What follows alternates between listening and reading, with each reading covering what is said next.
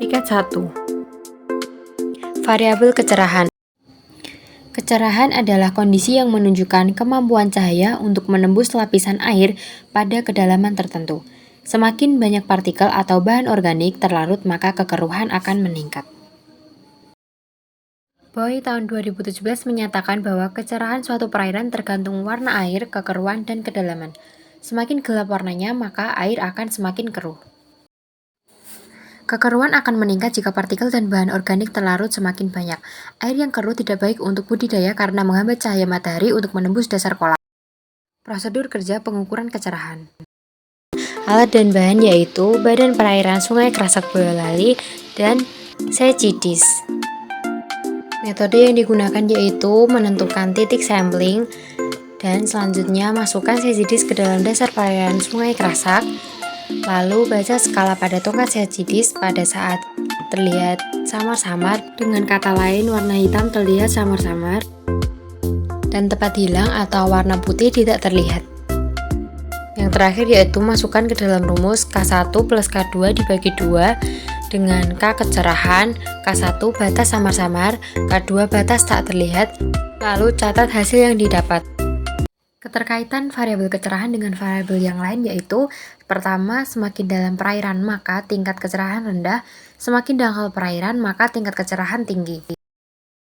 Selanjutnya, kecerahan dengan DO, semakin cerah perairan maka DO semakin banyak. Yang selanjutnya, kecerahan dengan suhu, semakin cerah perairan maka suhu akan meningkat. Variabel kedalaman. Kedalaman perairan merupakan salah satu faktor yang memengaruhi keberadaan organisme perairan, di mana semakin dalam suatu perairan maka semakin sedikit organisme yang ditemukan. Hal tersebut menyebabkan fitoplankton sebagai produsen primer hanya terdapat pada daerah dengan sinar matahari yang mampu menembus badan perairan. Sinar matahari yang masuk ke laut akan semakin berkurang energinya karena diserap atau absorpsi dan disebarkan atau scattering oleh molekul-molekul di laut. Pengukuran kedalaman air dilakukan menggunakan tali atau tongkat berskala atau menggunakan Seicidis modifikasi yang dinyatakan dalam satuan cm. Prosedur kerja pengukuran kedalaman suatu perairan yaitu alat dan bahannya yaitu badan perairan Sungai Kerasak dan Seicidis modifikasi. Metodenya yang pertama yaitu masukkan tongkat Seicidis modifikasi sampai dasar perairan, usahakan jangan sampai menembus substrat, lalu catat skala kedalaman yang tertera pada Seicidis. Keterkaitan variabel kedalaman dengan variabel yang lain yang pertama yaitu kedalaman dengan CO2, semakin dalam perairan maka CO2 semakin berkurang, semakin dangkal perairan maka CO2 semakin tinggi. Dengan salinitas, semakin dalam perairan maka salinitas akan tinggi, semakin rendah perairan maka salinitas akan semakin rendah. Selanjutnya yaitu kedalaman dengan suhu, semakin dalam perairan maka suhu semakin rendah, semakin dangkal perairan maka suhu semakin tinggi. Yaitu kedalaman dengan DO, semakin dalam perairan maka DO berkurang, semakin dangkal perairan maka DO akan tinggi. Salinitas ialah kadar garam yang terlarut dalam air. Satuan salinitas adalah promil, yaitu jumlah berat total atau gram. Semakin tinggi salinitas, maka tekanan osmotik air akan semakin tinggi juga. Salinitas merupakan faktor pembatas karena hampir semua organisme di laut hanya dapat hidup pada daerah yang perubahan salinitasnya sangat kecil. Walaupun ada organisme laut yang mampu bertoleransi terhadap perubahan salinitas yang tinggi. Salinitas perairan menggambarkan kandungan garam dalam suatu perairan. Garam tersebut adalah berbagai ion terlarut dalam air, termasuk NaCl. Prosedur kerja pengukuran salinitas air. Salinitas. Salinitas merupakan parameter fisika. Salinitas merupakan kadar garam terlarut dalam air. Satuan salinitas adalah promil, yaitu jumlah berat total atau gram.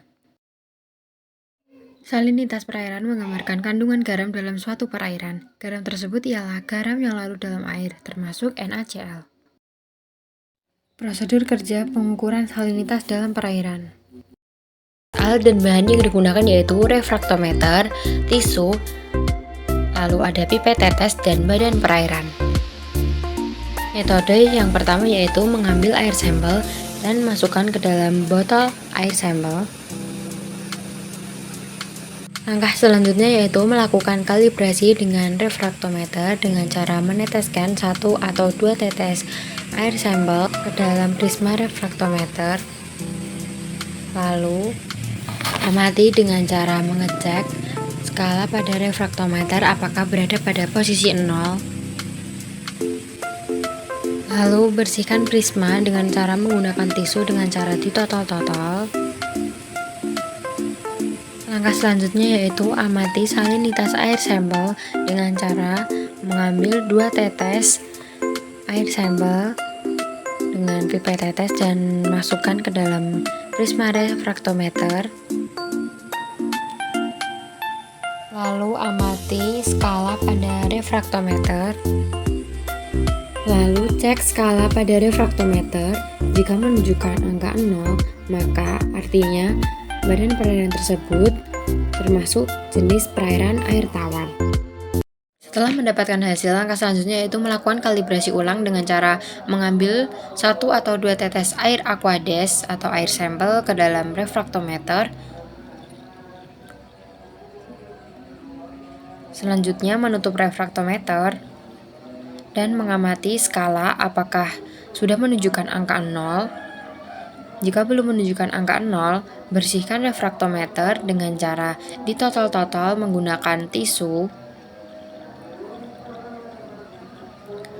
Lalu, ambil air sampel, teteskan 1 atau 2 tetes air sampel ke dalam refraktometer. Selanjutnya, amati refraktometer apakah sudah menunjukkan angka 0. Keterkaitan variabel salinitas dengan variabel yang lain yaitu jika DO tinggi maka salinitas akan tinggi. Jika salinitas tinggi maka pH akan rendah. Selanjutnya, jika suhu tinggi maka O2 akan rendah, jika suhu rendah maka O2 akan tinggi, dan semakin dalam perairan maka salinitasnya akan tinggi.